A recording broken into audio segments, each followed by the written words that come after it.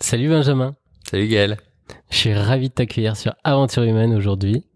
On va le creuser tout à l'heure, mais avec ton matériel dans ton salon. Donc c'est un vrai bonheur d'inaugurer tout ça. Merci à toi. On va parler transition, on va parler parcours entrepreneurial en plusieurs étapes. C'est venu progressivement. C'est quête de sens, recherche d'impact. J'aime beaucoup comment tu as construit ton projet. Tu t'es fait accompagner, t'as pris ton temps, j'ai l'impression. Donc on va creuser tout ça ensemble et je te propose de tout de suite nous dire d'où tu viens, s'il te plaît. Ouais, avec plaisir. Donc moi je viens de Lille, je suis un ch'ti, je suis né là-bas, j'ai fait mes études là-bas, y compris les études supérieures. Et puis ensuite j'en suis parti en me disant que en partant j'irais forcément aller à l'étranger, et donc c'est ce que j'ai fait. Donc je suis parti derrière pendant 4 ans en Inde pour une entreprise dans le monde de l'emballage. Ça a commencé à construire un petit peu la dissonance cognitive, on en reparlera peut-être. Ah oui. En ayant d'ailleurs un petit peu avant travaillé aussi dans une boîte qui faisait des shampoings et des dentifrices, voilà. Et puis je suis continué à l'étranger ensuite en partant au Chili.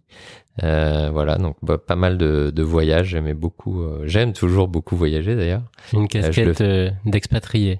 Ouais, exactement. Avec toute la famille. Avec alors au début Petit avec Marion, ma femme, et puis effectivement ma première fille Louise qui est née en Inde à Delhi, et Constance, ma deuxième fille, qui est née à Santiago. Voilà, et puis on est rentrés tous ensemble en s'installant quelques mois à Dijon, puis maintenant à Lyon depuis 4 ans, voilà.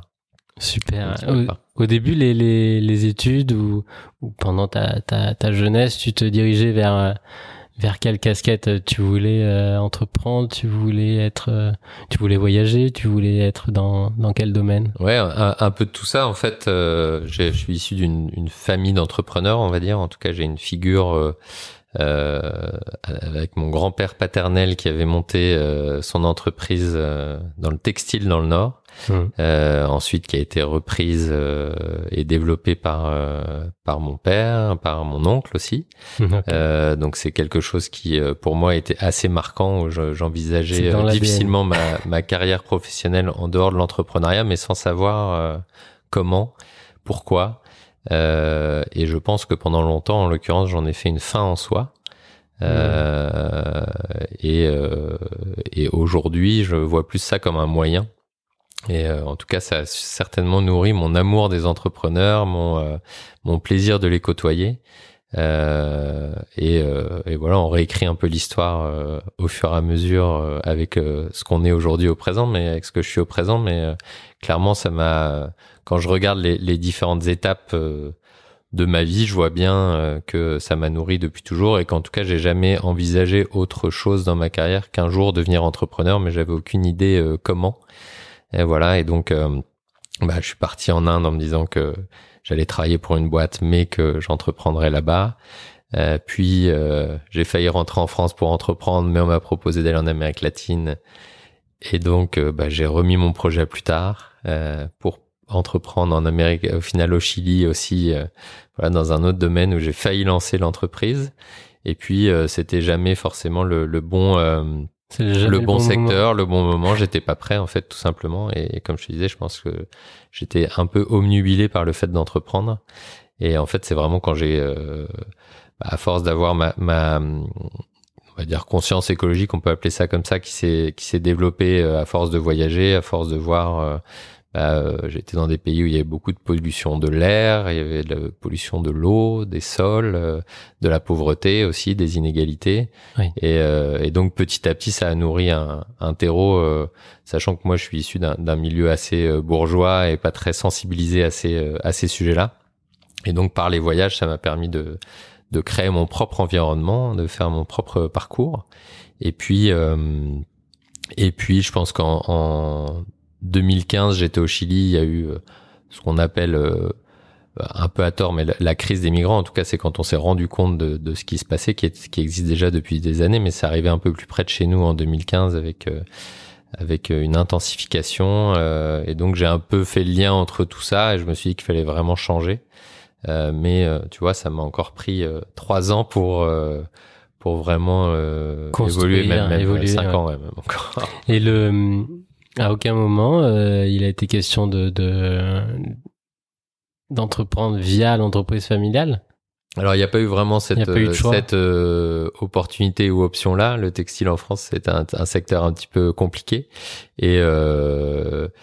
et qui a pas, enfin voilà, c'est qui a pas perduré. Qui a pas perduré. Il y a eu beaucoup de casses au fur et à mesure. Moi, j'ai vu mon père, donc entrepreneur. C'est pas lui qui avait créé, mais qui avait repris en fait une entreprise et vivre correctement de son activité pendant en fait il avait repris une entreprise, tu vois, en 81 qui était déjà en dépôt de bilan et qu'il a réussi à faire vivre et à maintenir jusqu'aux années 2000, mais petit à petit c'est un secteur quand même qui s'est réduit. En plus c'est du textile d'impression, de teinture, etc. Okay. Il y a des choses qui sont parties pas mal à l'export, qui heureusement on voit commencent à revenir tranquillement.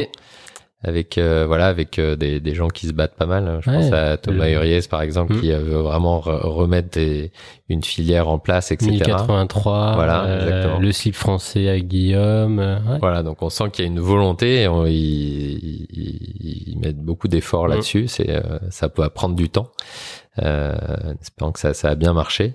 Et puis donc voilà, donc il n'y a pas eu cette opportunité là pour moi et je pense que c'est une chance parce que ça en l'occurrence ne m'aurait pas correspondu. Je me suis rendu compte avec mon expérience de salarié que ce que j'aimais beaucoup c'était d'aller à la rencontre de beaucoup de personnes diverses dans l'emballage, même si c'est un monde aujourd'hui avec lequel je travaille plus et vers lequel j'ai un regard assez critique, on va dire, mais ça me permettait d'aller bosser avec plein d'entreprises différentes dans l'alimentaire, dans les cosmétiques, dans la boisson, etc. Et cette diversité-là, je pense, me nourrit. Et en entreprenant pendant longtemps, je me suis dit, si j'entreprends, je vais me fermer ces portes-là et je risque de me lasser au bout d'un moment. Jusqu'à ce que je me dise jusqu'à trouver en fait ce qui me correspondait, quoi.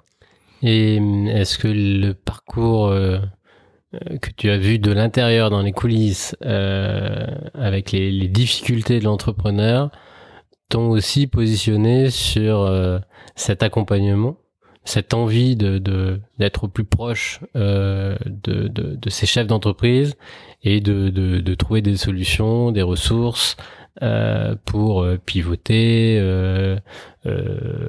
développer, mais de manière saine et durable. Ouais, ça t'a un petit peu nourri comme ça? Ouais, il y a pas mal de choses. C'est-à-dire alors déjà, il y a le fait d'avoir vu d'un point de vue familial le parcours, ça me passionnait d'être maîtrise de son destin, même si c'est pas toujours facile. Je voyais aussi, par contre, le revers de la médaille. Autant j'ai cette image de mon grand-père, mais qu'au final j'ai assez peu connu, ne serait-ce que parce que j'étais jeune quand il est mort, mais aussi parce que c'était quelqu'un de très occupé, très dédié à son entreprise et dans une moindre mesure, mais quand même j'ai beaucoup retrouvé ça aussi chez mon père. Et donc ça nous faisait vivre, il avait ça, et en même temps la famille, on avait moins de temps. Et donc ça a pas créé quelque chose chez moi. Par contre, je sais pas si là-dessus je vais trop vite, mais au moment où j'ai eu l'opportunité de me lancer dans le coaching d'affaires, qui est mon activité aujourd'hui, ça a fait sens au moment où j'ai rencontré donc Action Coach, qui est la méthode que j'utilise aujourd'hui pour accompagner les dirigeants de TPE et de PME. On parlait de la qualité de vie de l'entrepreneur. Ils m'ont parlé que l'équilibre, qu'être entrepreneur devait permettre d'avoir une meilleure qualité de vie, plus de temps avec ses proches. C'est tellement récent. Et ouais, alors c'est récent, c'est une méthode qui a 30 ans maintenant quasiment, mais et pourtant en fait il y a beaucoup d'entrepreneurs qui disent ok, j'entreprends, j'ai ma liberté de choix, mais quelque part cette liberté elle est un peu Biaisée. Elle est un peu biaisée parce qu'en fait, il y en a beaucoup qui se sentent esclaves de leur entreprise, mais qui disent mais j'ai ma liberté quand même. Sauf qu'en fait, ils bossent pour un patron qui est un peu schizophrène, qui est eux-mêmes et qui est souvent plus dur, qui paye moins bien, qui leur donne moins de vacances que quand ils travaillaient pour quelqu'un d'autre. Et donc quand j'ai rencontré Action Coach qui m'a parlé de cette méthode-là, tu vois, c'est pas là tout s'est aligné, mais par contre, j'y serais pas venu, je pense, par moi-même. Et c'est vraiment par cette rencontre. Allié aussi au fait qu'en arrivant à Lyon avec le Covid, j'ai pu me renseigner sur des formations et notamment une formation à l'Institut Transition à Lyon qui a été montée à partir d'une association Anciela qui accompagne en fait plein d'initiatives autour de la transition écologique et solidaire. Donc ils ont monté une école qui s'appelle l'Institut Transition et donc je m'y suis inscrit en même temps que j'ai lancé mon entreprise. Okay. Et pour moi, c'était le moyen de dire, je vais être au contact des entrepreneurs, donc je vais m'éclater. Être au contact des entrepreneurs en parlant de transition, et on y reviendra après, mais avec des points de départ très différents chez mes clients. Et donc aligner ma prise de conscience écologique, me former aux enjeux, parce que c'est bien d'avoir une conscience écologique, mais en fait, c'est très complexe, hein. Oui. C'est des enjeux très compliqués qui nous dépassent, sur lesquels il faut agir de partout, où on peut tomber quand on est néo-converti comme alors je me considère moins comme ça maintenant parce que ça commence à faire un petit peu de temps, mais au final c'est assez récent. Encore une fois, je suis pas issu d'un milieu engagé, ni dans l'associatif, ni dans la politique, ni dans les manifestations, etc. Je suis, on peut dire, un peu néo-converti, et donc je pense avoir pu être aussi au début un peu radical, oui, dans mes façons de penser, rejeter aussi l'environnement duquel je suis issu, et le fait de me former, ça m'a donné des outils aussi pour pouvoir comprendre, nuancer. Ouais. Alors ouais, nuancer, je sais pas, nuancer peut-être dans la forme. Pas dans la radicalité, oui, du discours, même si c'est un bien grand mot, hein, je veux dire. Mais par exemple, de pas tomber dans le diktat de la cohérence, et ce qu'on voit, oui, mais commencer par faire ci autre part, et puis ok, tu dis que t'es écolo, mais t'as un smartphone, ou tu vas sur les réseaux sociaux, etc. Ce qu'on voit beaucoup, plutôt que, voilà, ça m'a permis d'avoir des outils, et c'était hyper important pour moi. De me former en même temps que j'ai lancé ma boîte et que je me formais au métier de coach d'affaires. Ça a été une année assez chargée sur l'année 2020-2021, l'année scolaire, on va dire 2020-2021, mais passionnante. Et c'est là où j'ai vraiment pu mettre aligner mon histoire familiale, l'amour des entrepreneurs, le fait de faire quelque chose pour participer à une transition vers un monde que je souhaite et qui soit soutenable pour tous et toutes. Donc voilà, il y a vraiment eu ce déclic-là, mais pour répondre de façon plus courte à ta question de départ, c'est pas tant mon histoire qui m'a amené à ça. En fait, ça a préparé un terreau, et quand j'ai fait les bonnes rencontres, alors évidemment, comme je dis souvent à mes clients, hein, quand on a des objectifs en tête et quand on se fixe un cap un peu plus clair, alors on est plus réceptif aux rencontres. Je crois pas trop à la magie ou à la pensée magique, etc. Mais par contre, évidemment, quand on a un objectif en tête, on est sensible, et donc quelqu'un va nous dire « Ah tiens, toi qui est intéressé par ça, va rencontrer telle personne », ou nous, on voit passer des choses, voilà. On a tous les deux eu des enfants. Le jour où ta femme est enceinte, bizarrement, tu vois des poussettes partout dans la rue. Voilà, ça fait partie des choses où quand on sait un peu mieux ce qu'on veut, bizarrement, ça s'aligne. Il y a rien de magique là-dedans. C'est le cerveau qui est construit comme ça, qui est bien fait, qui filtre. Voilà. Justement, cette première période juste avant de te lancer vraiment. Ouais. Comment s'est dessiné un petit peu l'activité, l'intention dans l'activité, et qui as-tu rencontré qui ont amené et qui ont participé à cet éclairage peut-être? Comme je dis, en fait, c'était fin 2020, fin 2000, je sais plus quand était le Covid, non, fin 2019 peut-être, ouais, juste avant le Covid, enfin bref. Ouais. Où j'ai rencontré et Action Coach et où Anciela commençait à communiquer sur le lancement de l'Institut Transition. Grâce à des réseaux, grâce à des... J'étais moi engagé dans l'association depuis pas très longtemps dans un programme qui s'appelle Ambassadeur du changement, qui est en fait un moyen qui donne des outils, des clés pour aller voir tes voisins, voir tes proches justement pour parler de transition écologique en leur donnant envie de s'y mettre. C'est un peu comme la fresque du climat. Alors il pourrait y avoir effectivement des choses comme la fresque du climat, bien que là-dessus il faut être formé. Là c'est des actions un petit peu plus simples, qui est par exemple offrir des bouquins à ses proches, distribuer des stop pubs, proposer dans son immeuble, sonder les gens pour le fait de mettre un compost. Voilà, donc c'est plein de petites choses comme ça qui se veulent pas critiques vis-à-vis des autres, mais en fait, comme je le constate beaucoup aujourd'hui avec des entrepreneurs que j'accompagne qui sont peu outillés pour savoir quoi faire avec la situation actuelle. Il y a beaucoup de gens en fait la majorité des personnes sont conscientes qu'il y a quelque chose qui tourne par rond. Là, au moment où on enregistre, on sort d'une bonne période de canicule et il y en aura d'autres très prochainement, et il y en aura de plus en plus. Donc la majorité des gens s'en rendent compte, en tout cas ceux qui n'ont pas la clim. Et du coup, par contre, je pense qu'on surestime le fait que l'information étant partout, tout le monde est censé savoir quoi faire. C'est très complexe, c'est très compliqué.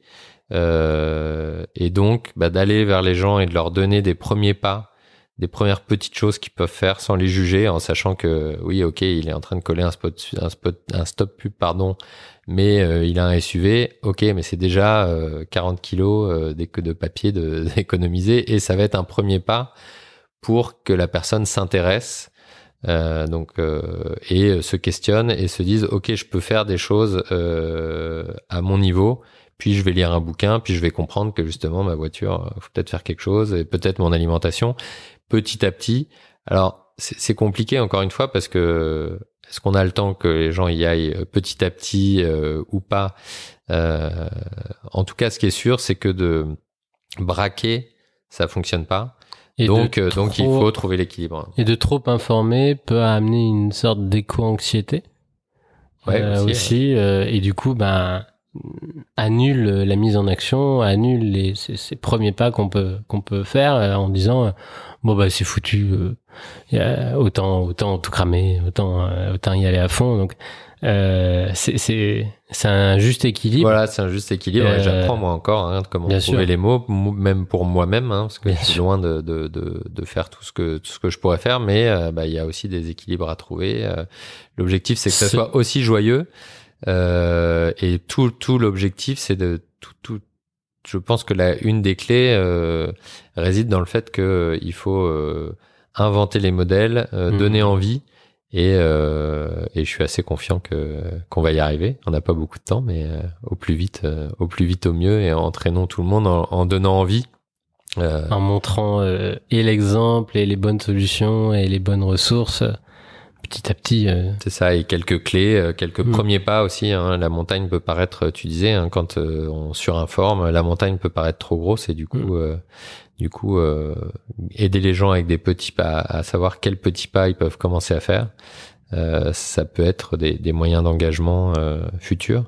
Donc voilà comment ça, c'était cette rencontre en même temps de l'Institut de Transition, où je me suis dit ok, je vais pouvoir intégrer ça dans mon accompagnement, et en même temps donc ça, c'était hyper important pour moi d'être aligné là-dessus. Je me voyais pas ni lancer une boîte, ni reprendre un emploi salarié qui prenne pas en compte la transition écologique d'une façon ou d'une autre. Et je suis quand même pas mal revenu du fait que les grosses boîtes peuvent évoluer de façon significative et suffisamment rapide, notamment parce que, ayant été dans des grosses boîtes de produits de grande consommation dans l'emballage, les collègues que j'avais, et quand je regarde la personne que j'étais moi à l'époque aussi, en fait t'es convaincu que tu fais déjà des bonnes choses. J'ai eu récemment sur LinkedIn un échange avec le patron d'une très grosse marque dans le café qui me disait que il faisait des trucs super et parce que l'alu c'est recyclable, voilà, exactement. parce que il y a des consignes, parce que le café il est biosourcé, exactement. Alors qu'ils ont créé un usage juste complètement alors je pense qu'en tant que CEO d'une grosse boîte comme ça, l'excuse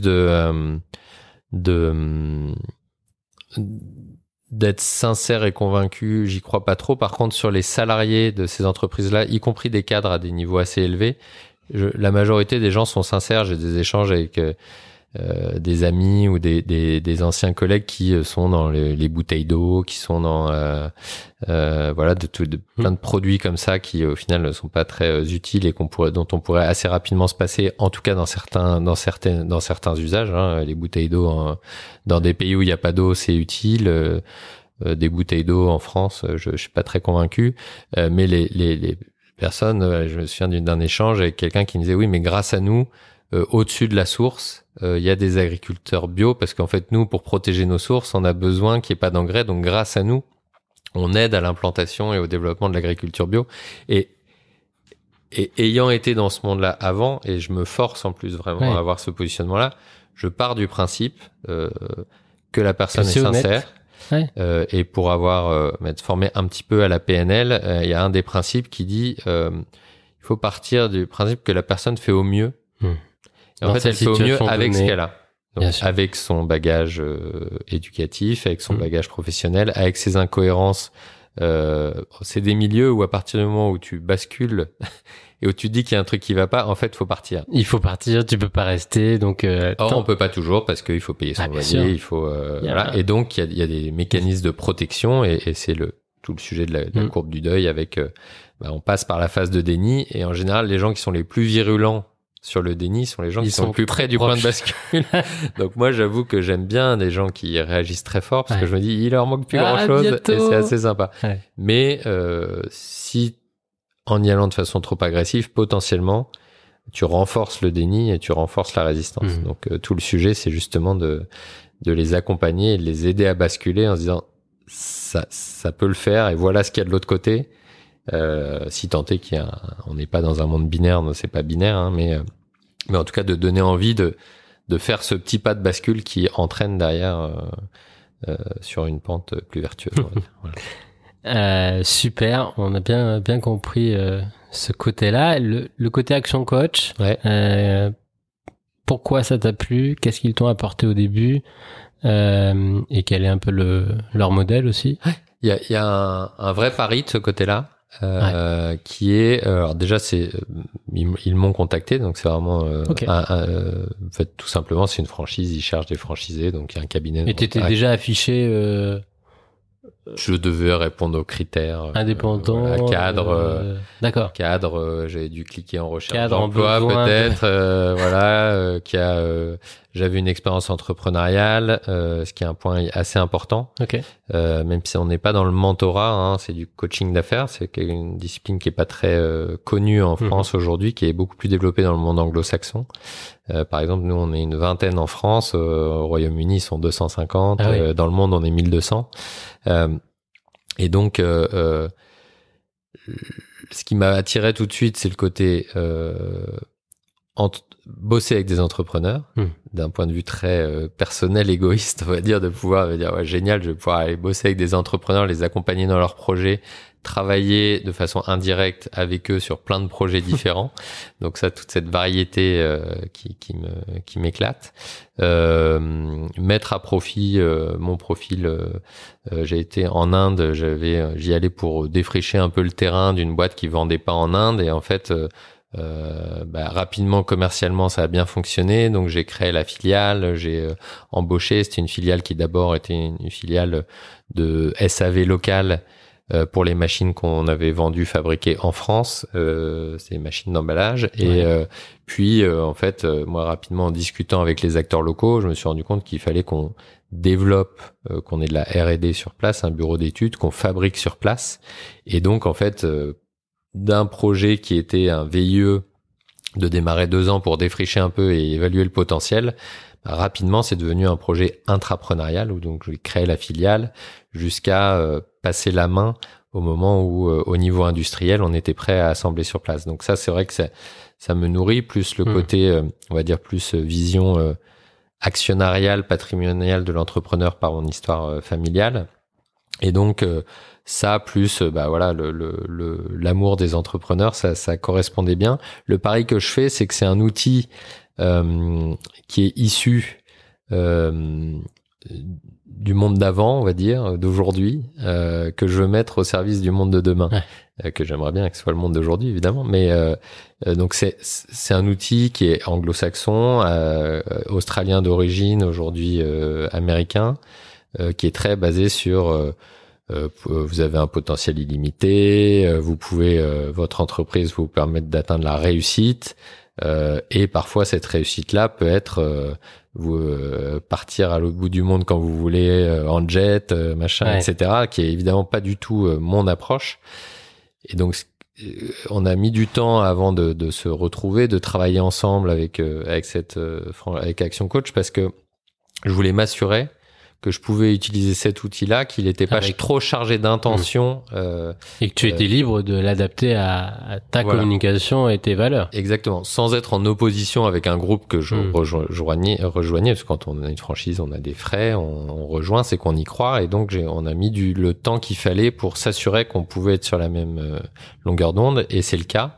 Okay. Et notamment, une des valeurs qui est l'abondance, et donc on a beaucoup discuté autour de ça, parce que l'abondance, c'est rigolo, ça se retrouve dans un monde, dans une vision, donc si je me trompe pas de mot, copernicienne, donc du forme de corne d'abondance, qui est les ressources sont illimitées, ce qui est évidemment pas mon point de vue. C'est un très bon fromage aussi. Aussi, tout à fait, de la région. Mais on le retrouve aussi en permaculture, l'abondance. Oui.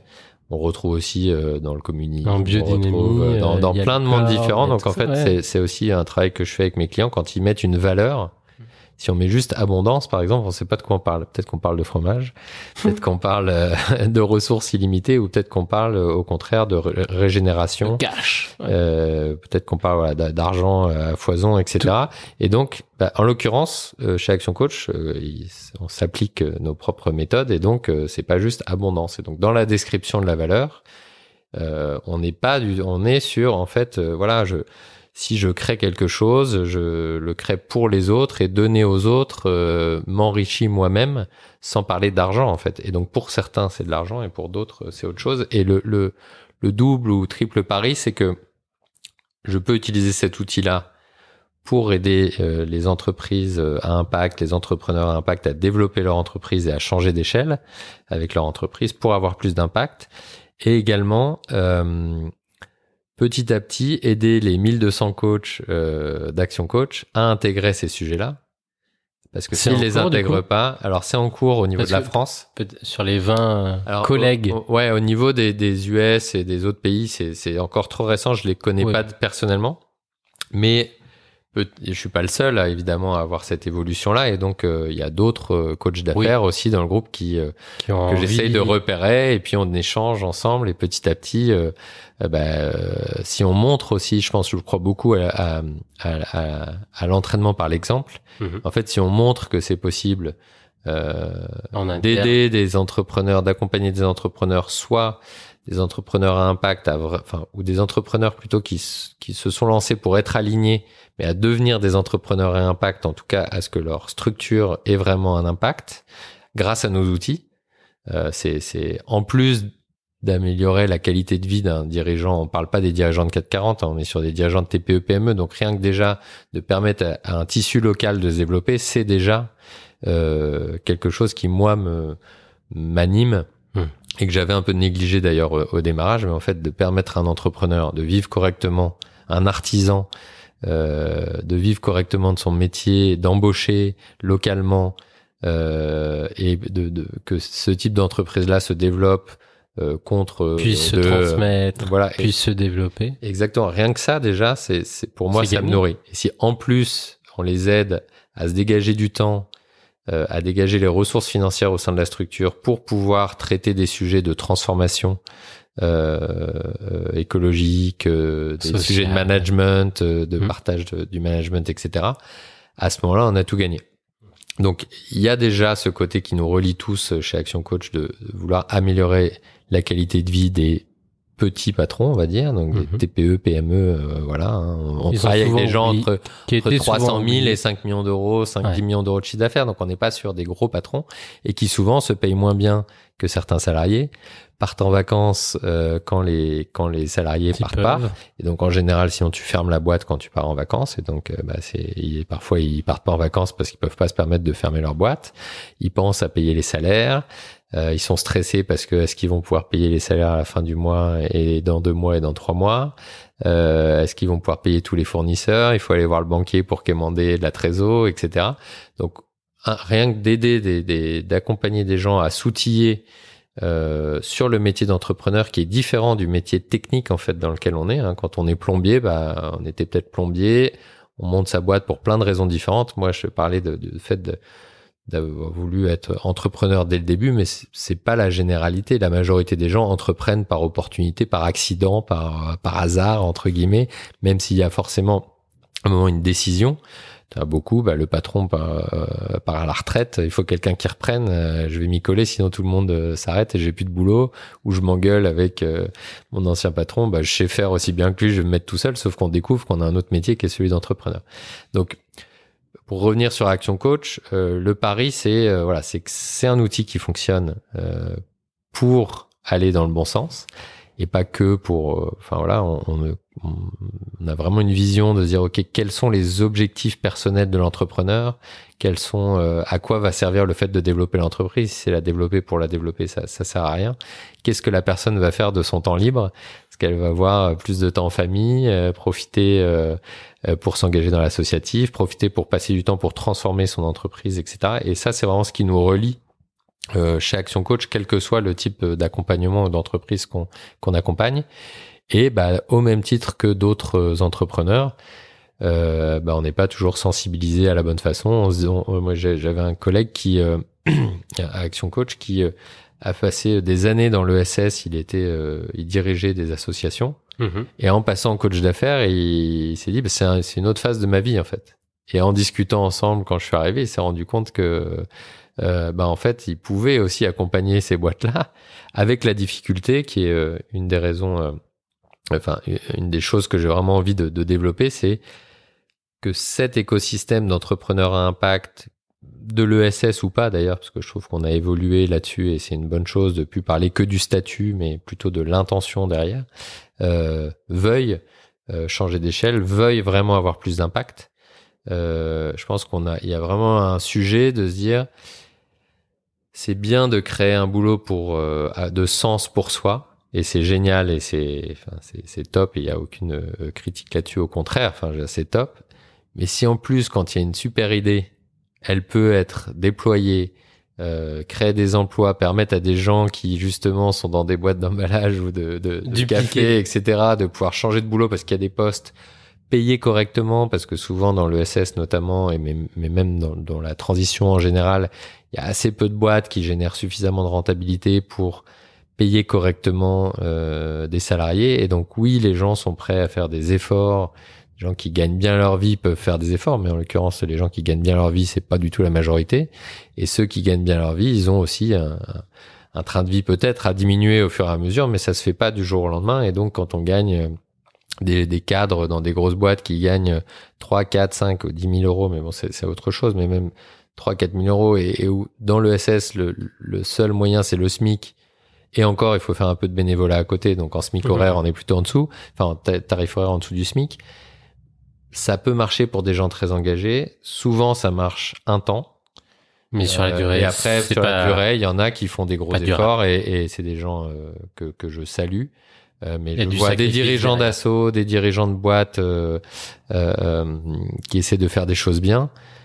Ouais, il y a un moment, t'as des enfants, t'as une vie aussi et beaucoup de dirigeants d'entreprise qui se payent moins de 1 000 euros au final parce que ils se payent le SMIC parce que il faut bien légalement ils peuvent pas se payer moins, mais derrière c'est eux qui font le plein d'essence de la voiture pour les livraisons, avec leur voiture ils remboursent pas les kilomètres, etc. Et au final Bah, c'est aussi ce qu'on a parfois avec l'agriculture. Voilà, il y a tout ce système-là. Il faut de la rentabilité, un minimum, pas pour se payer 10 000 euros, etc., mais ne serait-ce que pour la résilience de la structure, pour la résilience, l'écologie interne du dirigeant et ou de la dirigeante et des salariés. Il faut un minimum de rentabilité, mais c'est un vrai enjeu pour moi de réussir à aller passer ce message, l'adapter, adapter moi aussi un outil qui est pas fait pour ça directement à la base, ou en tout cas qui peut créer de la suspicion pour une population d'entrepreneurs à impact, mais c'est vraiment ce qui m'anime. Moi, j'ai envie d'avoir des entrepreneurs classiques qui se transforment et qui transforment leur boîte, et d'avoir des entrepreneurs à impact qui prennent de la place, qui se développent et que ça devienne la norme en fait. Et du coup, comment tu fais ? Est-ce que aujourd'hui, donc ça va faire un peu plus d'1 an là que tu as presque 2 ans. Ouais. Presque 2 ans, mais vraiment une année complète où tu accompagnes en dehors de te former. Ouais. Quelle est aujourd'hui ta propre méthode, pas celle d'Action Coach, les étapes et la méthode que tu as pu développer, observer, qui a vraiment le résultat escompté? Ouais. Bah, ce qui est sûr, c'est que ça marche. La façon dont j'accompagne mes clients fonctionne. Génial. Comme je te dis, ça fait le premier. Alors, j'ai eu la super opportunité d'avoir un ami entrepreneur qui m'a fait confiance dès le début, dès la sortie de ma formation. Donc, on a commencé à bosser ensemble en janvier 2021. Donc, tu vois, ça fait un an et demi qu'on bosse ensemble. Avoir les premiers clients amis ou famille. Voilà. Surtout que il a payé, hein, c'est pas du bénévolat, donc il a vraiment fait confiance à ce que je portais. En l'occurrence, c'est un entrepreneur classique, on va dire, il importe des meubles et il voulait justement, c'est vraiment pour moi, c'était un super démarrage parce que c'est quelqu'un qui voulait prendre en compte les enjeux écologiques et sociétaux, donc que dans des boîtes classiques on va appeler RSE, qui est pas forcément un terme qui me correspond trop, mais en tout cas voilà, il voulait mettre de la RSE dans sa boîte pour faire simple. Et il m'a dit je veux changer mes emballages, j'ai l'impression que tu t'es lancé en consultant RSE, donc est-ce que tu veux qu'on bosse ensemble? J'ai décrit ce que je faisais, ce qui est pas mon métier. Il dit non, mais par contre je peux t'aider à définir un projet d'entreprise, à redéfinir un projet d'entreprise. C'était une boîte qui avait déjà 10 ans, qui faisait un peu moins d'1 million d'euros de chiffre d'affaires. À définir le projet pour les prochains 10 ans, qui va animer ton équipe, et te permettre de te dégager du temps à toi en tant que dirigeant, de dégager des marges de manœuvre financières. Non, pas financier, ça fait un grand mot parce qu'on est sur une PME, hein, on était sur une TPE, mais en tout cas d'avoir suffisamment de visibilité, de sérénité sur le fait de payer les salaires à la fin du mois, de payer les salariés, d'avoir de la trésor, etc., pour attaquer ces enjeux de RSE. Ok. Et donc on a travaillé pendant 1 an sur tout, sauf ça. Et en fait, c'est vraiment ce que je fais avec ces entrepreneurs-là, c'est les accompagner sur le métier d'entrepreneur. C'est des boîtes qui fonctionnent souvent déjà correctement. Il peut y avoir des difficultés passagères, mais structurellement, c'est des boîtes qui fonctionnent. Moi, je suis pas consultant. Je peux pas aller accompagner quelqu'un qui, à la fin du mois, peut pas payer. Il y a des gens qui sont spécialisés là-dedans. Il y a des administrateurs judiciaires parfois. Il y a des managers de transition. Il y a des consultants. Non, toi, c'est pas mon métier. T'es pas un pompier, quoi. Non, voilà. Moi, je vais apprendre à pêcher. Et je vais pas te donner du poisson. Donc l'idée, c'est que la personne développe les compétences par elle-même, et donc ça demande un peu de temps. Donc, par défaut, on part sur des accompagnements de 12 mois, mais en fait, en moyenne, on reste plutôt 2, 3, 4 ans à travailler ensemble. Et donc avec cette personne-là, par exemple, il a développé sa boîte, il a plus que doublé son chiffre d'affaires et fait x5 sur sa rentabilité. Donc on est bien sur des problématiques business. En 1 an? En 1 an, en bossant 10 heures de moins par semaine. Il est dans le secteur de l'ameublement, donc il y avait un moment porteur suite au Covid, etc. Évidemment, ça n'empêche qu'il a réussi à gérer cette croissance-là, à prendre des décisions plus rapidement qu'il ne l'aurait fait, et à entraîner son équipe, qui avait d'ailleurs un besoin de travailler sur la RSE aussi, et d'avoir un projet, parce qu'au bout d'1 an, le contrat moral que je fais avec ce type d'entrepreneur-là, c'est on va créer les conditions pour que tu puisses réfléchir, t'informer et te former aux enjeux de la transition écologique et solidaire. Je te donnerai un bouquin de temps en temps, je te sensibiliserai, mais ça sera pas le cœur de l'accompagnement, mais ça sera toujours présent, ne serait-ce que par mes engagements personnels. Et au bout d'un an, je dis bon, bah du coup, qu'est-ce qu'on fait? Et donc, on a fait venir pour le coup une consultante RSE. On a fait un atelier avec toute l'équipe. Ok. Et ce qui était marrant, c'est que avant ça, je crois que c'était même au tout début de l'accompagnement d'ailleurs, j'avais fait un atelier avec ces équipes et je leur ai demandé de ramener un objet qui les caractérisait en dehors de l'entreprise pour aussi qui se connaissaient très bien. Ils fonctionnaient. C'était une équipe qui était déjà top, assez jeune. En l'occurrence, il y en a beaucoup qui sont arrivés alors qu'on n'était pas sur un accompagnement RSE, etc. Avec une gourde, avec des choses qui étaient en lien, en disant en fait, ça c'est important pour moi. Et donc il s'est dit ouais, ok, il faut vraiment que je fasse quelque chose. Et ça a permis un an après de dire, tu sais, ton équipe est en attente, donc il faut vraiment que tu fasses quelque chose. Et toi, t'es venu me voir à la base pour ça. Et donc là, ils ont embauché donc on a fait cet atelier avec un consultant. Ils ont défini sur la base des objectifs du développement durable de l'ONU des axes qui étaient importants pour eux. Il a embauché un alternant pour travailler là-dessus qui va passer en CDD là maintenant, donc ça continue. Ils savent pas où chercher. Je dis, va voir l'ADEME, etc. Donc là-dessus j'aide, mais on continue l'accompagnement plutôt sur le fait de continuer à solidier l'entreprise, à la développer. C'est en étant petit à plus petit fort à la transformer. Et plus résilient. C'est ça. On Moi, est capable d'être confiant et d'essayer, exactement, tester, de prendre un peu plus de temps et de consacrer un peu plus de ressources à cette transformation, cette transition. Voilà. Et donc depuis, j'ai eu une dizaine de clients de ce type-là, de manière ponctuelle ou sur des accompagnements qui sont encore en cours. Et je commence à réussir à toucher ma cible de cœur, qui sont les entrepreneurs à impact ou ceux qui ont vraiment entrepris pour faire quelque chose de bien. Notamment à une vigneronne en Champagne qui a repris l'exploitation de son papa, qui lui faisait déjà tout en bio et donc qui a voulu encore pousser ça un peu plus loin, donc qui a monté une marque, etc. et qui est vraiment très engagé là-dedans. On a fait un accompagnement pendant un petit moment, tu vois, il y a le sujet de ok, est-ce que je prends le risque de développer, de passer, d'investir aussi, et il y a le sujet de l'argent est parfois un peu tabou aussi. Ça, tout à l'heure j'ai utilisé le mot finance, mais en fait j'utilise beaucoup plus le mot argent qui crée une émotion. On a tous une relation à l'argent et quand c'est tabou, c'est compliqué et l'objectif c'est de pouvoir en parler comme d'un moyen de développer notamment des entreprises à impact et il y a besoin de financer ça. Et donc voilà, j'ai des développements comme ça, des gens qui commencent à être engagés, mais j'ai vraiment envie de trouver les clés. Je sais que ma méthode va fonctionner avec eux. J'ai accompagné 2 associations bénévolement pour qui ça a marché. Une notamment qui a diversifié ses financements et qui pour la première fois depuis sa création il y a 15 ans je crois a un budget à la fin 2022 qui est déjà en positif, alors que d'habitude ils vont gratter à la fin toujours le stress, ils y arrivent toujours, mais quelques subventions, là ils savent qu'ils sont en excédent. Ça marche. Ça marche pour la structure, ça marche pour le dirigeant ou la dirigeante. Ça marche pour les salariés. Ils travaillent moins, ça marche pour les salariés.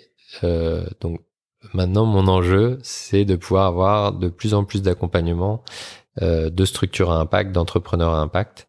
Donc, je pense que tu as quelques auditeurs là-dessus qui peuvent être intéressés. Donc, moi, c'est vraiment une conviction qu'il faut accélérer la transition par l'accélération du développement des structures à impact, développement qui peut prendre plein de formes différentes. Et c'est pour ça que je parle souvent plus de changement d'échelle que de croissance ou de développement. Croissance qui a aussi une connotation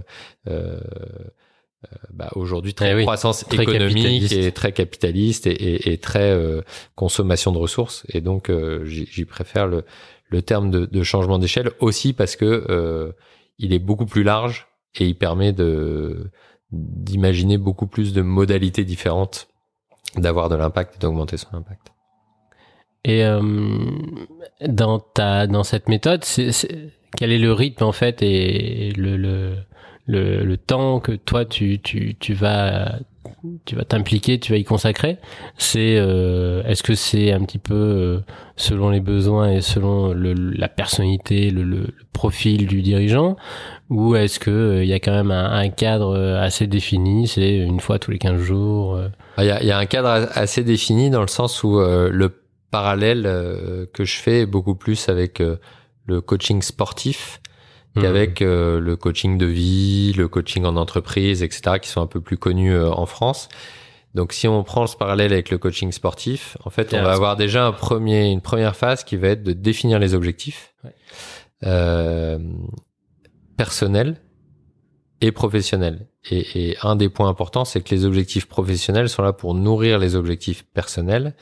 Et par objectif personnel, j'entends pour soi en tant que dirigeant, pour ses proches et pour le monde qu'on veut contribuer à bâtir. Et en fait, pour moi, ça, c'est un objectif personnel parce que ça vient des tripes, c'est des convictions qu'on a en tant que dirigeant. Et derrière, l'entreprise est un moyen pour atteindre ses objectifs personnels. Et donc, on se retrouve avec des objectifs personnels et professionnels, un plan d'action. Et derrière, comme un coach sportif, je suis pas toujours sympa. C'est-à-dire que quand il pleut, on va courir quand même. Et donc, il y a un cadre qui est sur une fréquence hebdomadaire ou tous les 15 jours. Ça dépend des programmes que je fais. Ça dépend aussi de l'état de développement de l'entreprise. Il y a des entrepreneurs qui travaillent déjà 80 heures par semaine. Il faut pas aller en rajouter trop. Et donc, au début, on va y aller peut-être de manière plus douce. Aussi, le travail se fait principalement entre les sessions de coaching. En fait, il y a quelques ensemble, on va revoir le plan. Au début, je vais être très présent. Donc, au début, ça va être toutes les semaines, par exemple. Et puis, petit à petit, on va espacer. On va être plutôt tous les 15 jours.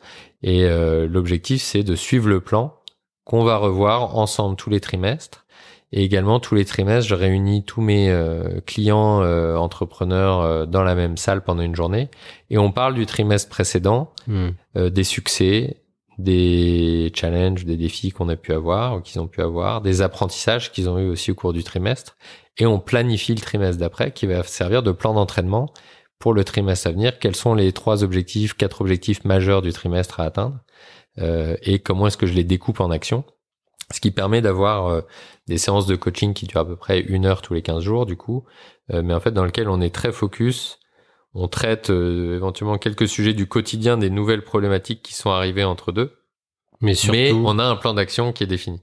Et ensemble, on travaille sur l'important non urgent. Tout ce qui passe à la trappe, en général. C'est pas urgent. Souvent, tout ce qui n'est pas urgent, c'est-à-dire développer son entreprise, ça peut attendre parce qu'il faut déjà aller payer les salaires, il faut faire du commercial, il faut faire ceci, il faut faire cela. Donc, ça attendra, mais le problème, c'est qu'ils sont enfermés un peu dans une roue de hamster. Donc, tout le sujet, c'est de sacraliser au début 1 heure par semaine, puis 2, parce qu'on travaille sur la gestion du temps. Sur son entreprise. Exactement. Et pas dans son entreprise. Exactement. Sans oublier que l'entrepreneur a son quotidien, a ses urgences et que s'il avait pu le faire avant, il l'aurait déjà fait. Donc, il faut y aller petit à petit. Et petit à petit, ils vont réussir à se dégager 1 heure par semaine, puis 2, puis 3. Parce qu'on travaille sur 3 ressources clés. Le temps. Le temps du dirigeant, le temps des équipes aussi. Comment est-ce que... quelle est la valeur de mon temps quand je l'utilise au mieux et donc qu'est-ce que je peux déléguer en interne. C'est comme ça qu'on se rend compte qu'un recrutement, c'est pas seulement un coût, mais c'est un investissement qui nous permet de faire autre chose. Pareil, de passer par des prestataires extérieurs, par exemple. Il y a beaucoup de dirigeants qui font la compta eux-mêmes, qui font de l'administratif, etc. Donnez ce boulot-là, je vous le dis, et donnez ce boulot-là à quelqu'un d'autre qui sera content de le faire et vous pourrez vous développer votre entreprise. Donc vous ferez 2 heureux.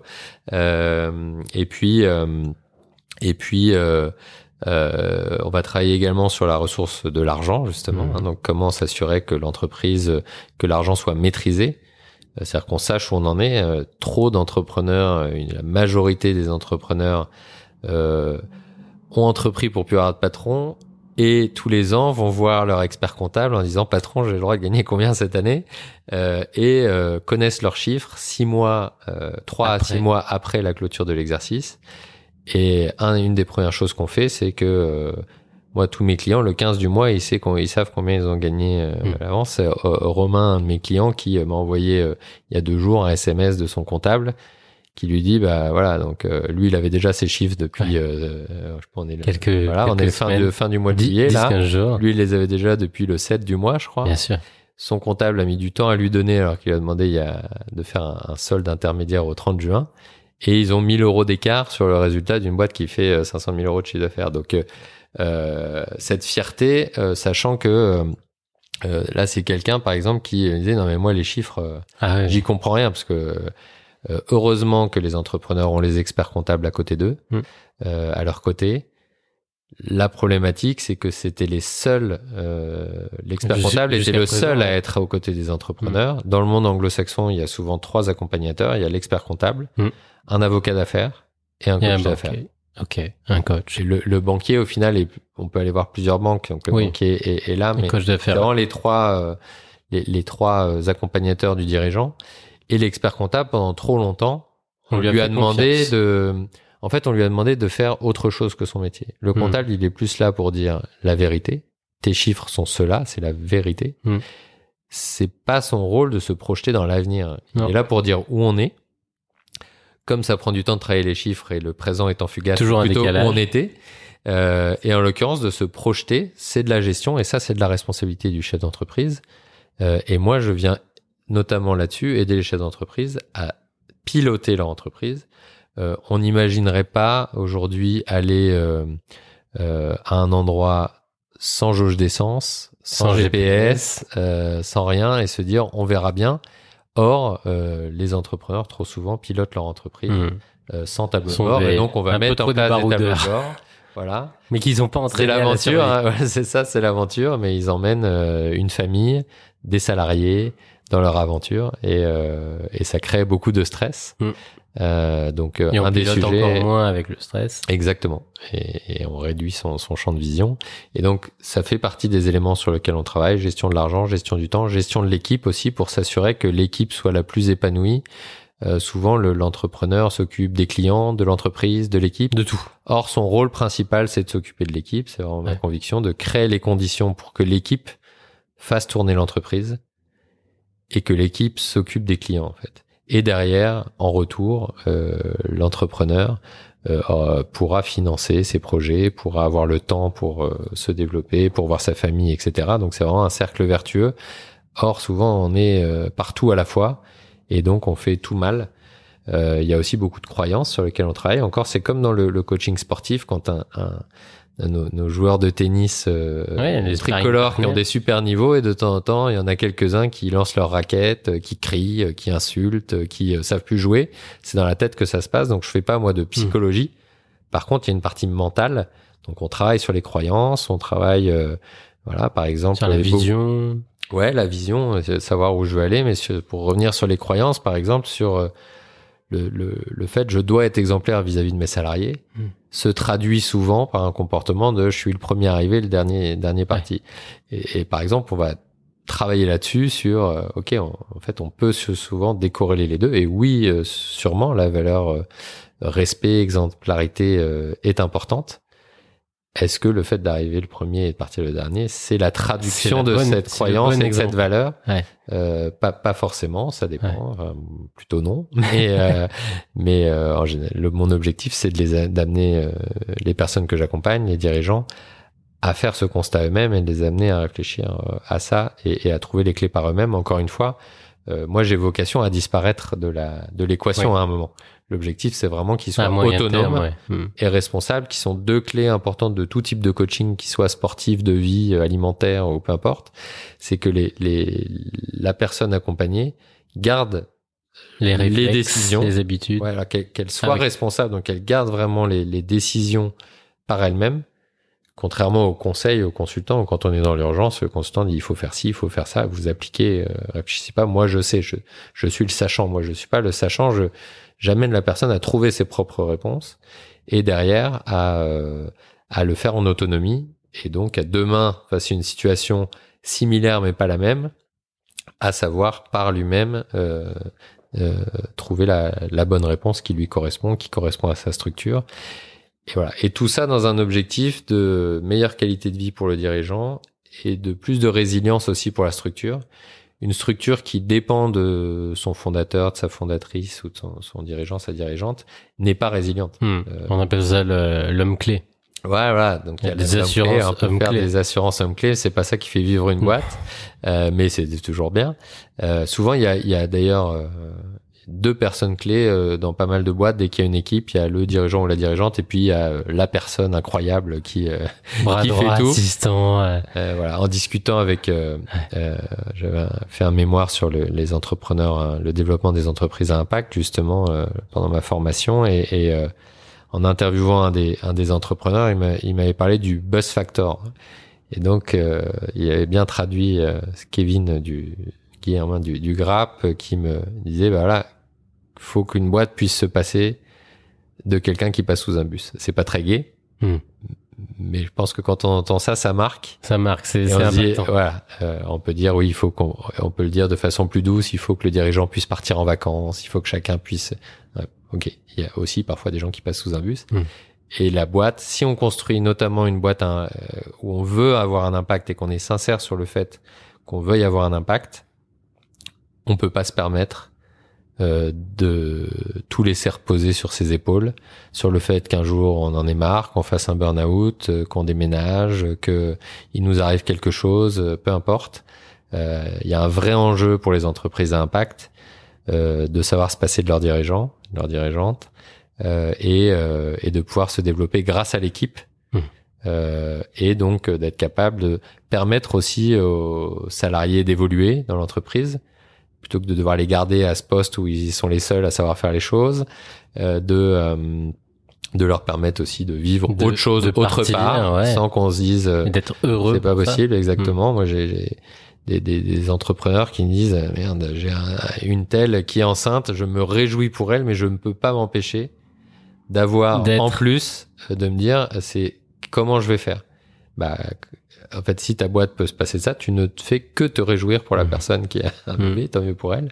Et ils s'en veulent souvent d'avoir ces pensées-là. Oui. Et en même temps, si la boîte est pas prête, oui, c'est une problématique pour l'entreprise. Oui. Il y a des phases aussi. Voilà. Et donc, effectivement, il y a des phases. Au début, dans une boîte qui démarre, on peut pas mettre en place tout ça. Et donc, tu parles de phases, mais on a une approche très structurée, où effectivement, on va d'abord s'assurer qu'il y ait des fondations solides, que la boîte ait un modèle qui existe. Moi, j'interviens en général sur les entreprises qui ont déjà plus de 3 ans d'existence, qui ont déjà passé cette étape de est-ce qu'il y a un marché ou pas. Mais derrière, on va aller augmenter la rentabilité pour aller financer une structuration. Et si tu structures et que tu mets des systèmes trop vite, ça va coûter très cher et t'as pas l'argent. C'est ça. Ta boîte va mourir avant va mourir guérie, comme on dit. Si t'as un middle management pour 10 personnes. Voilà, ça a pas grand sens. Ou si t'as un ERP, un CRM, etc. Mais par contre, c'est vraiment ces étapes-là. On construit une boîte qui a un business model, qui est commercial. Elle doit être rentable aussi. Qu'elle puisse fonctionner de manière prévisible et qu'elle puisse fonctionner sans le dirigeant ou la dirigeante, notamment grâce à l'équipe. Et ça se construit dans ce sens-là. Même si on part toujours d'un point de départ où on peut déjà avoir des collaborateurs et des collaboratrices dans l'entreprise, mais avoir une équipe, c'est pas pareil qu'avoir des collaborateurs et des collaboratrices. On le voit bien sur une équipe de tout sport collectif. On peut prendre une grande équipe de foot française, même si c'est pas trop mon sport. C'est pas parce qu'on met des gens de grands talents payés très cher et qui sont très bons individuellement qu'on a une équipe qui a des résultats. Non. Et donc ça, en entreprise, c'est pareil.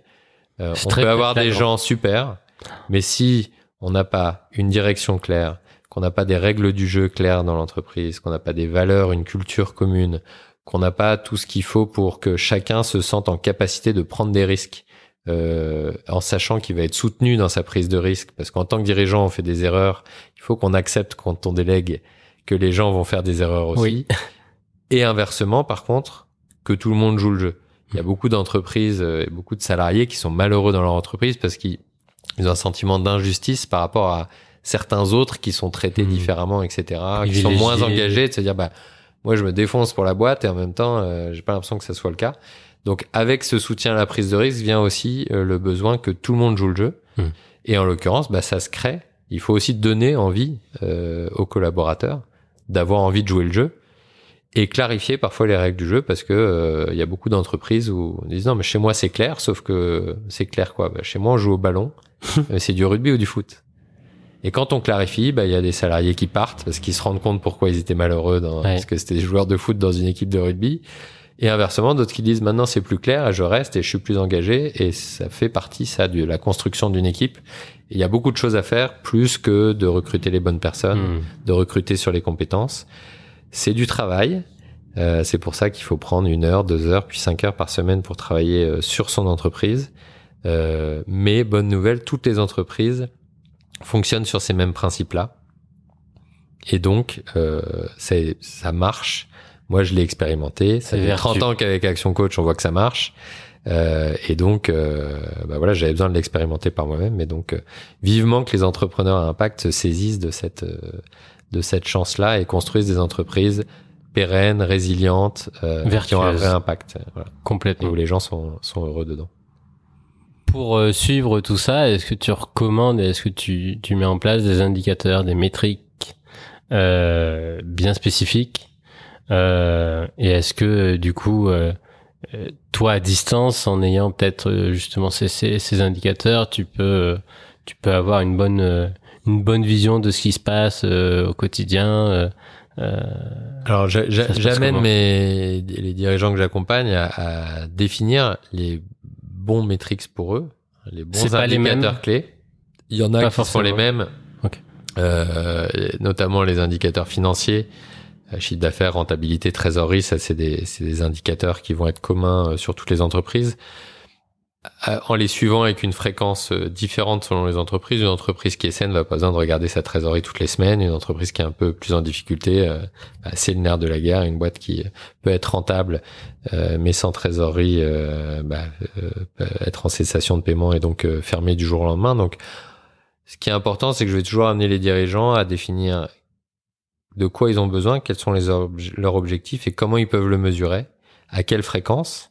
Donc on va plus loin que juste définir l'indicateur. C'est OK, à quoi il va te servir, comment est-ce que tu vas le mesurer, quelle va être la granulométrie, la fréquence, comment est-ce que tu vas le faire connaître par tout le monde dans l'entreprise ou pas. Donc, transparence. Voilà, et comment est-ce que derrière, chacun dans ton équipe a ses propres indicateurs, pas pour contrôler, etc., mais pour être mesurer si je fais bien mon travail ou pas. Est-ce qu'il y a beaucoup d'entreprises qui n'ont pas de fiche de poste, de fiche de mission, qui ont donc beaucoup de gens qui sont malheureux, des salariés qui sont malheureux en entreprise parce qu'ils savent pas ce qu'ils doivent faire.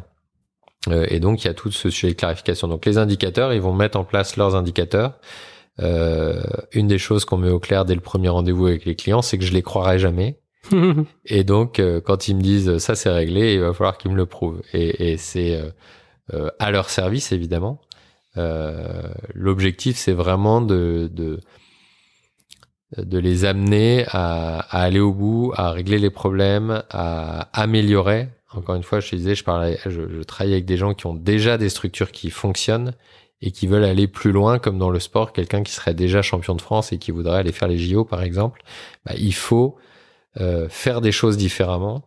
La personne qui est capable d'être champion de France est pas encore capable d'être au JO. Donc il y a besoin de travailler sur soi-même, personne physique en tant que dirigeante, personne morale en tant qu'entreprise, pour pouvoir atteindre des nouveaux objectifs. Mais les indicateurs, c'est plus l'objectif qui les aider à définir les leurs. Et effectivement, une fois qu'ils les ont définis et qu'on a défini la fréquence, au moins une fois par mois, on va les revoir ensemble, mais quelque part, ils me les envoient. Je suis pas dans le contrôle. Je les amène à lâcher la grappe à leurs équipes pour qu'elles puissent se développer et mettre en place des instruments de délégation qui fonctionnent bien. Donc ça va pas être mon rôle de les contrôler, si ce n'est que je les croirai jamais. Donc à tout moment on discute de où ils en sont. Voilà, exactement. Pour justement développer, soutenir ta propre activité, donc tu vas bientôt avoir besoin de vraiment passer le cap et d'avoir le point de rentabilité, le seuil de rentabilité. Quelle est la progression encore que tu dois atteindre pour passer le cap? Aujourd'hui, j'ai une entreprise qui est rentable, si ce n'est qu'elle me permet pas de faire vivre ma famille comme je le voudrais. Donc, elle est rentable tant qu'elle me paye pas trop. Donc, je suis, moi, en fait, j'ai un modèle où j'accompagne les gens sur la durée. Ouais. Et l'objectif, c'est d'avoir quelques clients en plus, tout en pouvant consacrer le temps nécessaire à chacun de mes clients, sachant qu'ils font surtout le travail en dehors. Moi, je peux accompagner une quinzaine à peu près d'entrepreneurs individuellement. Ouais. L'étape d'après va être aussi d'aller développer ou d'activer, parce qu'en fait, c'est des produits ou des méthodes d'accompagnement que j'ai déjà, des accompagnements collectifs qui demandent plus de monde. Et donc, moi, comme tu parlais d'étapes dans les entreprises, comme les personnes que j'accompagne, il y a aussi des étapes. Et donc, pour l'instant, je suis tout seul. Bien sûr. J'ai prévu d'embaucher d'ici la fin de l'année. Au niveau marketing, au niveau administratif, pour m'aider notamment dans l'organisation des ateliers qui prennent pas mal de temps, en organisation ne serait-ce que logistique aussi. C'est des choses qui sont plus ponctuelles, donc il faut toucher plus de monde plus régulièrement, créer du contenu. J'aimerais bien passer un peu de temps aussi à faire mon podcast, avoir une qualité de vie aussi pour moi. Donc il y a tout un sujet d'être cohérent entre ce sur quoi j'accompagne mes clients et ce que je fais pour moi-même. Et ce que tu appliques pour toi-même. Ouais. Et donc l'année prochaine, un des gros chantiers aussi va être de développer toute une équipe et de vraiment passer sur une nouvelle phase qui va être de développer une équipe, aussi m'accompagner d'autres, pas que de marketing, d'administratif, etc., mais aussi d'autres coachs d'affaires pour pouvoir toucher plus de monde et notamment aussi pour pouvoir proposer, plus que je le fais aujourd'hui, à certaines associations de participer à mes ateliers à tarif libre et solidaire. L'objectif étant que plus on met d'entrepreneurs dans la pièce, plus il y a d'intelligence collective et plus tout le monde y trouve son compte et de la valeur. Mais ça nécessite de développer le côté collectif. Aujourd'hui, en individuel, je peux accompagner une ou deux associations de manière bénévole à la fois. Là, l'objectif, c'est d'avoir des ateliers où, en fait, dans la salle, on a 20, 30 personnes, dont peut-être 5, 6, 10 qui viennent bénévoles, enfin, de manière bénévole ou solidairement. Un très, très fort engagement, très, très pertinent et aligné depuis le début avec toi. Très, très, très intéressant, très, très complet. Et justement, au début, j'avais peut-être pas cette vision. Donc, dans la méthode et la franchise Action Coach, c'est possible de développer des équipes, de développer une activité plus que indépendante, quoi. Ouais, en fait, c'est un peu ce qui s'est passé il y a quelques années à différents moments avec les avocats, les notaires, les experts comptables qui sont en fait des professions à la base d'indépendants. Et qui on crée des cabinets, on crée des et en fait c'est un petit peu la même évolution. C'est aussi nous de nous entourer. En fait tout simplement aussi de mon côté de changer d'échelle pour avoir plus d'impact parce que comme tu me demandais combien de personnes je pouvais accompagner à la fois, je disais une quinzaine. Moi mon ambition c'est d'en accompagner 500 par an.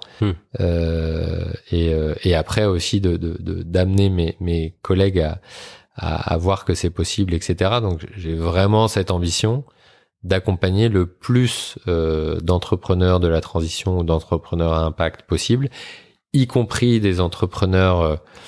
Alors, je fais peu cette distinction entrepreneurs de la transition et entrepreneurs en transition. Donc, c'est un peu mes deux cibles d'accompagnement. Et je suis convaincu qu'en plus, et je le vois déjà en les mettant dans la même pièce, comme je le fais tous les trimestres, quand on met quelqu'un qui commence à être un peu en dissonance cognitive avec des entrepreneurs qui ont déjà passé le cap, ou qui ont vraiment entrepris pour avoir un impact directement, ou des dirigeants d'assaut, etc. Ça les chamboule un peu. Et c'est vrai que j'ai un positionnement qui est sur une ligne de crête, mais j'y crois vraiment, on n'est pas là pour opposer. En fait, une entreprise qui est pas viable n'aura pas d'impact. Et pour être viable, il faut qu'elle soit rentable. Et ça, c'est un point qui est hyper important pour moi. Et donc, je veux mettre les deux en même temps dans la pièce. Et plus il y en aura ensemble dans la pièce, et ils verront que, moi, je pourrais me transformer comme ça. C'est possible d'être rentable en ayant de l'impact, ou c'est possible d'avoir de l'impact en étant rentable, ou d'être aligné en étant rentable. je pense que j'aurais moi-même un impact démultiplié, en sachant que ce qui est important dans tout type de coaching, et notamment le coaching d'affaires, c'est que je ne projette pas mon projet sur les autres. Je vais amener les gens à réfléchir, à avoir le temps et les moyens de réfléchir et de trouver leurs propres solutions. Après, je pense que le fit naturel, quand on se rencontre, fait qu'on a des valeurs communes, mais la forme que ça prendra, il y a par exemple dans ceux qui sont en transition, ils peuvent transformer leur entreprise, ils peuvent décider de la vendre, ils peuvent décider de bosser moins et de s'engager dans l'associatif. Donc il y a énormément de formes et ça peut être sur des enjeux sociétaux, de solidarité, écologique, etc.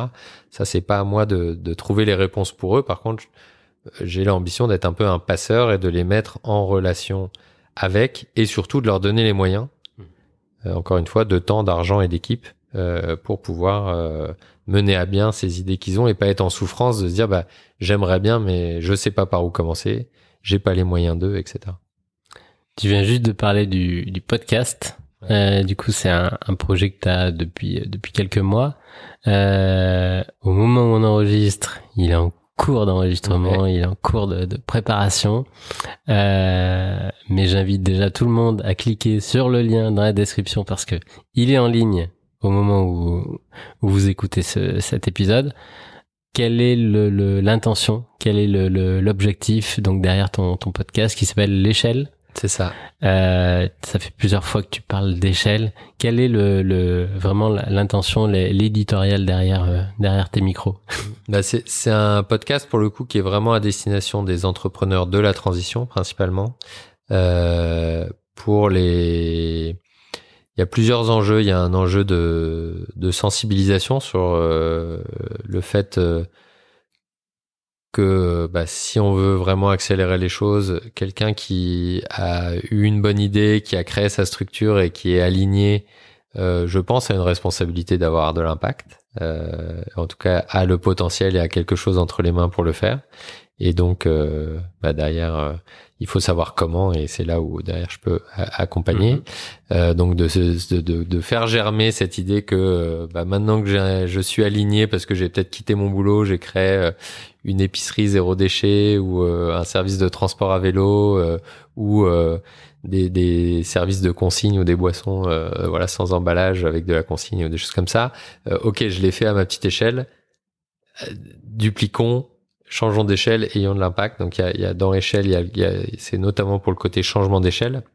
Il y a un autre volet dont je parlerai juste après, de donner des exemples aussi en interviewant des entrepreneurs de la transition qui ont déjà fait ce changement d'échelle ou qui sont en cours de réflexion dessus pour partager des problématiques comme je le fais tous les trimestres avec mes clients, là de pouvoir le mettre à disposition du plus grand nombre et d'inspirer, de donner des angles de départ, de permettre de faire le premier pas, un peu comme je parlais des ambassadeurs du changement pour les tout un chacun, là pour les entrepreneurs de se dire ok, je peux commencer par ça. Un tel a réussi à passer le cap parce que il a été voir tel organisme, il a été aidé financièrement, donc je vais interviewer là autant des entrepreneurs à impact que tout l'écosystème du changement d'échelle de la transition écologique et solidaire. Donc ça peut être des organismes tels que l'ADEME, ça peut être des fonds d'investissement à impact, ça peut être tout organisme, toute entreprise qui de cet écosystème-là qui contribue à avoir plus d'impact et à accélérer la transition. Et puis c'est donc à destination des entrepreneurs de la transition, donc c'est un peu le même public potentiellement que j'interviewe et qui écoute, à des phases potentiellement différentes, mais pas que, parce que le changement d'échelle c'est un processus, c'est pas juste une bascule, c'est vraiment un processus. Donc quand on est en train de se développer, déjà quelle est la limite, et donc on est dans un processus, on peut être inspiré par d'autres.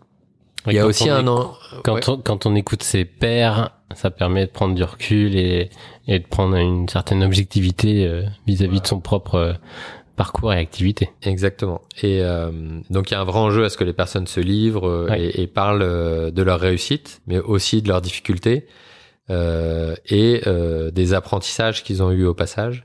Et après, chacun ira y prendre ce qu'il veut. Et j'espère aussi que ça créera des relations, des gens qui rentreront en contact, etc. Il y a aussi tout un enjeu d'ouvrir sur les types de changements d'échelle. On parlait tout à l'heure de croissance, qui est, on peut faire grossir sa structure, on peut créer des filiales, on peut franchiser par exemple, on peut aussi inspirer d'autres qui peuvent venir se former chez nous, comme ça se fait beaucoup en permaculture par exemple, où les gens viennent se former et après montent leur structure par eux-mêmes. Donc quelqu'un qui voudrait pas faire grossir sa structure peut changer d'échelle quand même et avoir de l'impact différemment. Donc en fait, il y a tous ces sujets-là par de la théorie, par de l'exemple. Et dans l'échelle, il y a aussi ce sujet de l'échelle de l'entrepreneur, qui est quelque chose qui vient d'Action Coach, qui est le fait de bien se rendre compte aussi de cette évolution de je suis à mon compte. C'est pas pareil que d'être manager et de gérer ses premiers collaborateurs. Ce qui est pas pareil non plus qu'être, on va dire, dirigeant de TPE, d'avoir des collaborateurs qui commencent à pouvoir faire des choses en autonomie, mais qui, sur la majorité du temps, doivent quand même demander, référer, etc. Puis après, d'être chef d'entreprise, où là, la définition d'entreprise, comme on l'a nous chez Action Coach, c'est donc une activité qui est rentable, qui fonctionne sans le dirigeant. Et donc, indépendant. Est-ce qu'on peut aller faire le tour du monde pendant 6 mois et la boîte tourne? Voilà, c'est ça le thermomètre. Est-ce que c'est possible ou pas? Est-ce que je peux dire ma boîte tourne et je vais faire de l'engagement associatif, quel qu'il soit, ma boîte continue à tourner et est de manière rentable? Si c'est pas le cas, dans ma définition, on n'a pas d'entreprise encore. Donc ça permet d'avoir un cap qui est assez clair. Et donc il y a ce sujet d'échelle aussi, de monter en tant que dirigeant sur l'échelle de l'entrepreneuriat et de faire changer sa structure d'échelle. Donc c'est pour ça que j'ai choisi ce nom-là. Voilà. Très intéressant, et j'ai hâte vraiment d'écouter les premiers retours, premières interviews, et tes tips, tes feedbacks derrière. On a parlé aussi d'une autre ressource en pointillé, mais un petit peu en off aussi tout à l'heure, les livres. J'ai l'impression que c'est une grande ressource, une grande inspiration pour toi. Ah ouais, effectivement. Donc je suis le meilleur copain de mon libraire de quartier, de ma libraire de quartier. Donc pour moi, effectivement, déjà, moi, je me nourris beaucoup de ça et il y a tout un alliage entre mise en pratique et apprentissage, parce que si on n'a pas encore atteint certains objectifs ou si on fait pas certaines choses, c'est potentiellement qu'on n'a pas les connaissances ou qu'on n'a pas les compétences encore. Et donc les livres, mais comme les conférences, les MOOC, toute source d'apprentissage est important. Donc moi, je m'assure toujours d'avoir dans ma semaine un temps assez important dédié à l'apprentissage, et notamment par les livres. Combien de temps? Semaine, je pense que 4, 5, 6. Je lis, on va dire que je lis un livre par semaine à peu près, ou tous les 15 jours, que j'écoute 3-4 heures de podcast et autres. Faut d'ailleurs que je fasse attention à que ça prenne pas trop de place, mais c'est au service aussi de l'accompagnement que je fais, au service des dirigeants. Ça me permet aussi, on dit souvent qu'un dirigeant éduqué est beaucoup plus facile à coacher. Parce que l'objectif, c'est pas de passer les séances de coaching d'affaires à amener des concepts. C'est beaucoup plus riche que la personne ait lu un livre à 30 € en dehors de la séance de coaching, et qu'on puisse discuter de ce qu'elle en a ressorti, de ce qu'elle va mettre en action dans sa boîte. Et je fais notamment aussi du coup un format où on allie plaisir et apprentissage et mise en action, qui s'appelle le Book Club and Wine à Lyon, voilà, dans un chai urbain qui s'appelle le chai Sainte-Olive. Et tous les mois, en fait, on lit tous le même livre entre dirigeants. Donc moi, ça m'oblige à en lire 2-3 par mois pour sélectionner, je te disais à peu près la fréquence que j'ai, donc 2-3 livres par mois, pour choisir celui qui est pertinent pour le mois d'après. Et on va pas juste le lire, on va faire des connexions avec ce qu'on vit en tant qu'entrepreneur, dans son entreprise, dans sa vie. On a qu'une vie, hein. On parle d'équilibre pro-perso, c'est pas forcément une dimension qui me parle beaucoup pour moi. Pour moi, c'est un équilibre personnel global. Il n'y a pas le temps perso et le temps pro. Je pense qu'il n'y a pas beaucoup d'entrepreneurs qui mettent leur cerveau d'entrepreneur dans le formol quand ils partent du bureau et qui font l'inverse quand ils partent de chez eux. Donc c'est forcément un peu mélangé. Mais donc c'est du développement personnel de la personne physique, personne morale, l'entreprise aussi. Et donc on traite des sujets, des livres d'autres entrepreneurs que parfois on reçoit, des livres un peu plus théoriques de concepts. Alors, il y a eu beaucoup de livres américains au début, puis j'essaye d'avoir des livres un peu plus français qui correspondent plus à notre culture au fur et à mesure. Et voilà, de développement d'entreprise, mais aussi de développement de compétences entrepreneuriales. Et on va chercher les connexions dans notre vie, avoir un regard critique aussi. Ça m'est arrivé une fois de mettre un livre où quand on le lit du début à la fin, il y a une certaine logique, mais de prendre un contre-pied complet sur ce livre en faisant attention, en fait, parfois quand quelqu'un présente une théorie, de pas être manipulé, de garder un regard critique. Et puis derrière, qu'est-ce qu'on apprend et qu'est-ce qu'on met en pratique dans sa boîte. Et il y a un peu ce coaching de pair qui se fait parce que chaque mois, du coup, on commence la session par ce qui a été se demander voilà, j'avais dit au groupe que je ferais ça, j'ai essayé, j'ai réussi, j'ai pas réussi, j'ai mis du temps, voilà, on est tous faillibles et donc on s'entraîne et l'objectif c'est que chaque mois chacun progresse comme voilà, donc c'est au cœur de mon coaching individuel, mais c'est aussi dans ce groupe-là par exemple des gens qui viennent que pour ça et qui sont inscrits que à ce format-là et qui veulent progresser, et c'est un moyen aussi d'avoir un premier pas dans le coaching d'affaires et de commencer à se former. C'est exclusivement des dirigeants. Et sur l'aspect conseil, est-ce que dans tous tes accompagnements, régulièrement, tu envoies un petit colis, une petite référence avec le livre pour tes clients, ou est-ce que c'est un peu plus, je sais pas, c'est un peu plus saupoudré et tu partages quelques ressources mais sans vraiment obligation. Ça fait partie des devoirs de lire. Ouais, alors on appelle ça des vouloirs parce des vouloirs parce que le dirigeant reste à la manœuvre. Bien sûr. Mais effectivement, c'est au cœur de l'accompagnement de toujours se demander qu'est-ce que j'ai appris cette semaine. En l'occurrence, ça peut être à travers un livre, une vidéo, en rencontrant quelqu'un aussi. Donc de se poser la question qui je dois rencontrer. On parlait de génération do it yourself tout à l'heure, et c'est le pitch du podcast, en disant la moyenne des gens qu'on connaît. Donc c'est un peu ça aussi, on sous-estime souvent tout ce qu'on peut avoir chez les autres en échangeant, et en plus l'avantage c'est que une idée chez l'un, une idée chez l'autre qu'on échange, ça fait 2 idées, contrairement à beaucoup d'autres sources. Donc il faut vraiment en profiter. Donc les livres, les vidéos, les podcasts. Moi j'enregistre aussi quelques vidéos que du coup, quand c'est pertinent, je mets à disposition de mes clients. Donc ouais, je recommande beaucoup de livres, j'offre beaucoup de livres. Est-ce que tu pourrais nous partager un top 3 de ceux que tu pourrais recommander là? Alors écoute, on est dans cette idée de se mettre en transition, de se mettre à la recherche d'un projet un peu plus à impact, tu vois, dans son projet entrepreneurial au sens large. Est-ce que tu as un top 3? Alors j'étais en train de me dire d'aller piocher dans les livres qu'on a lus par exemple cette année avec le book club, mais pas forcément. Déjà, je veux quand même un sur l'entrepreneuriat qui est important, faire un mix qui est le mythe de l'entrepreneur, e-mythe, qui est pour moi une base fondamentale pour justement voir la différence entre être à son compte, monter une entreprise, ce qui fait que ça marche pas, etc. Je pense que c'est vraiment un livre de base, donc je le conseille vraiment, et c'est le premier livre que je donne en général sur mes coachings, quel que soit l'avancée de l'entreprise, que ce soit une petite boîte ou une boîte plus importante. Donc si certains le lisent, enfin en tout cas je vous conseille de lire et de stabiloter, de faire les connexions, les apprentissages et les actions que vous allez mettre en place. Vous risquez d'avoir une grande liste, donc après il faudra planifier. Voilà. Après sur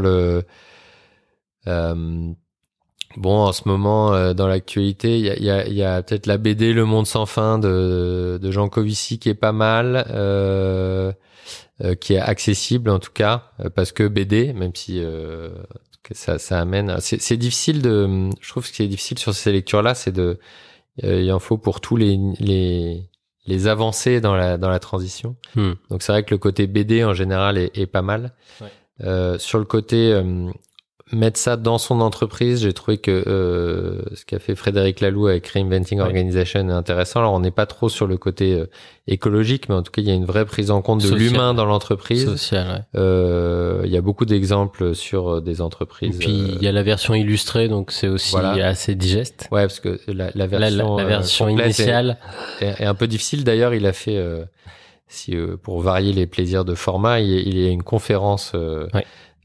On mettra les liens. Où il y a à peu près le même contenu que dans la version illustrée, qui permet de le regarder en 1 heure, en vidéo, donc qui est très bien. Puis ces livres-là, des livres d'entrepreneurs aussi, des podcasts d'exemples d'entrepreneurs inspirants, et notamment on parlait de Thomas Huriez tout à l'heure, il intervient beaucoup. Arthur Aubeuf de Time for the Planet aussi qui intervient beaucoup. Je pense que c'est des gens qui peuvent être inspirants déjà. Qui est passé sur Aventure Humaine. Ok, super. Voilà, c'est des gens que j'aurais plaisir à recevoir aussi rapidement dans mon podcast. Une sacrée échelle, hein. Time for the Planet. Ouais, donc c'est top et je pense que c'est bien d'avoir de l'ambition comme ça.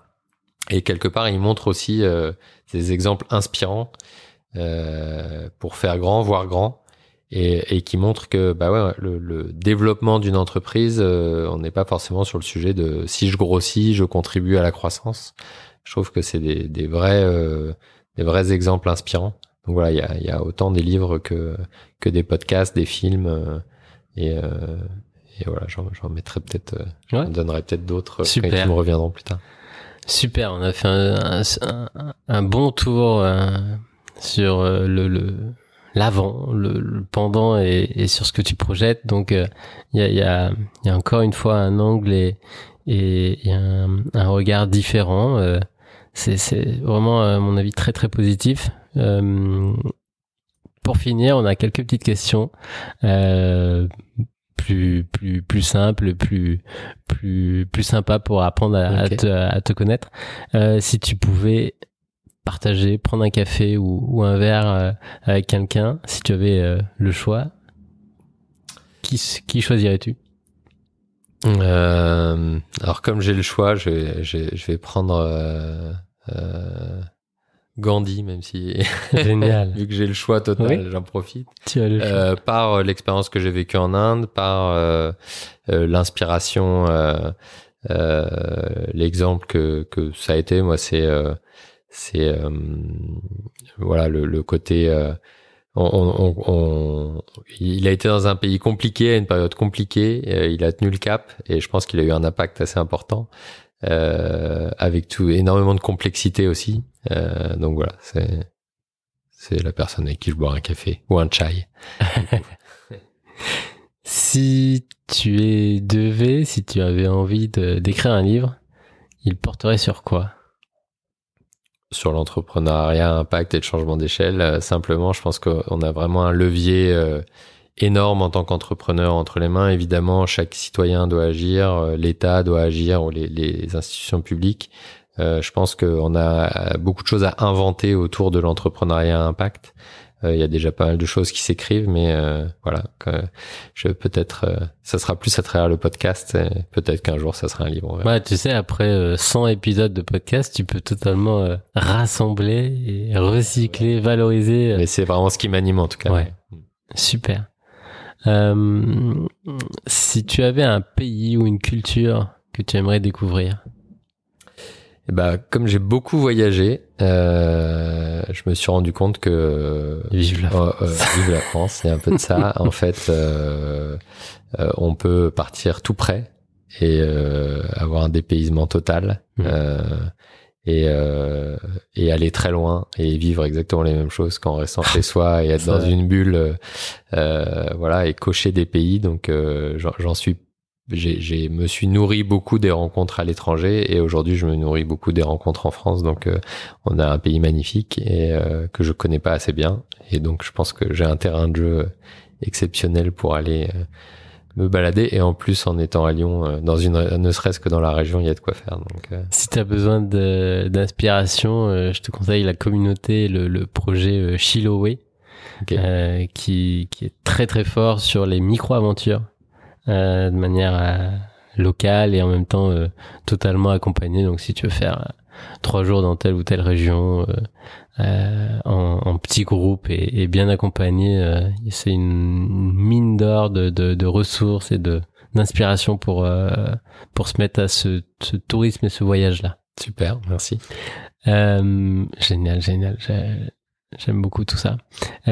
Si tu avais un bouton devant toi, no limites, qu'est-ce qu'il actionnerait tout de suite maintenant?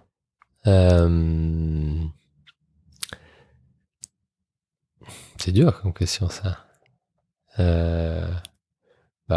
Il actionnerait un monde souhaitable pour toutes et tous. Maintenant. Tout de suite. Voilà. Et à chacun de mettre ce qu'il veut derrière. Et dernière question, pour nous le podcast est un formidable moyen de laisser une trace, de laisser un héritage. Au début tu nous as parlé de tes deux filles. Est-ce que tu as envie de leur laisser un petit mot? Ouais. Tu vois, comme ce que je fais avec mes clients qui s'engagent vis-à-vis d'eux-mêmes, vis-à-vis des autres, etc. Je pense que le fait d'enregistrer ce type de podcast, c'est un moyen aussi de s'engager et de, comme tu dis, de laisser une trace. Et donc, on a beaucoup parlé et maintenant il faut agir. Et donc voir, dans quelques années que je sois à la hauteur de tout ce qu'on s'est dit aujourd'hui. Et j'espère pour elles que on aura été plein à agir dans le bon sens et que elles vivront dans un monde encore mieux que celui d'aujourd'hui. Souhaitable. Souhaitable, exactement. Et donc dans le monde qu'elles souhaitent. Exactement. Génial. Un grand merci Benjamin. J'ai adoré passer ce moment avec toi dans ton salon, à inaugurer ton matériel. Et maintenant, j'ai envie de te dire longue vie à l'échelle et surtout ne le range pas dans la boîte. Parfait. Merci Gaël. Merci beaucoup. J'invite tout le monde, tous ceux qui ont trouvé de la valeur dans tout ce que tu nous as partagé, de te contacter, de t'envoyer un petit feedback positif, une ressource peut-être que tu pourrais remettre dans ton radar, et puis voilà, te contacter pour lancer d'autres conversations, d'autres projets et vraiment dupliquer tout ça. Ouais, avec grand plaisir. Je me nourris beaucoup des échanges, donc avec plaisir. À très bientôt. Merci beaucoup, Benjamin. Okay.